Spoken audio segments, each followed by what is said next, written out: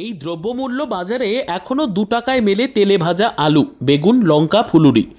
5 টাকা বা 6 টাকা নয়, 1 টাকা 2 টাকাতেও ক্রেতারা পাচ্ছেন মুচমুচে তেলে ভাজা। সাধ্যের মধ্যেই স্বাদ পূরণ ক্রেতাদের।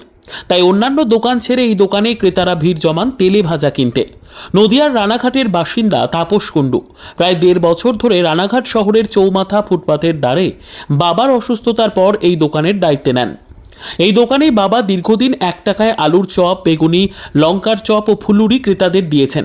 বাবার অসুস্থ হওয়ার পর এই ব্যবসার দায়িত্ব নেন ছেলে তাপস কুণ্ডু। তিনিও বেশ ক্রেতাদের 1 টাকাতেই তেলে ভাজা খাওয়াতেন, কিন্তু বর্তমান বাজারে দ্রব্যমূল্যের কারণে বাধ্য হয়েছেন 2 টাকা করতে।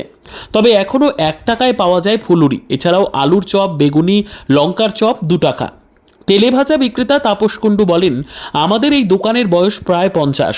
আগে বাবা করতেন, তার সাথে সহযোগিতা করতেন মা, কিন্তু বাবা অসুস্থ হয়ে যাওয়ার পর আমি একাই দোকান সামলাই।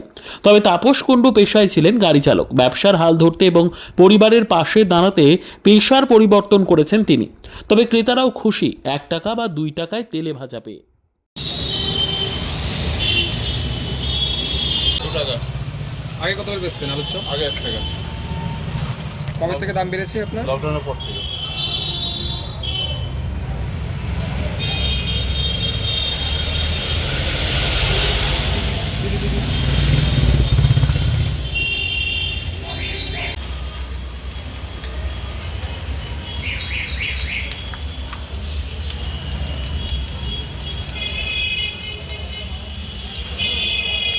পাঁচটা বেগুনি দিয়ে না।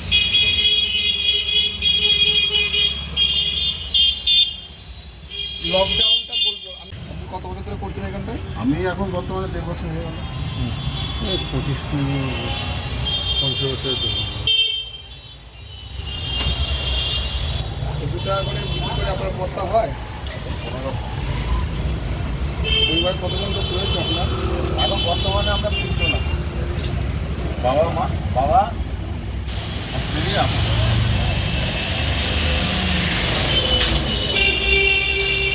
মা ছিল, মা 1 বছর হলো গত হয়েছে।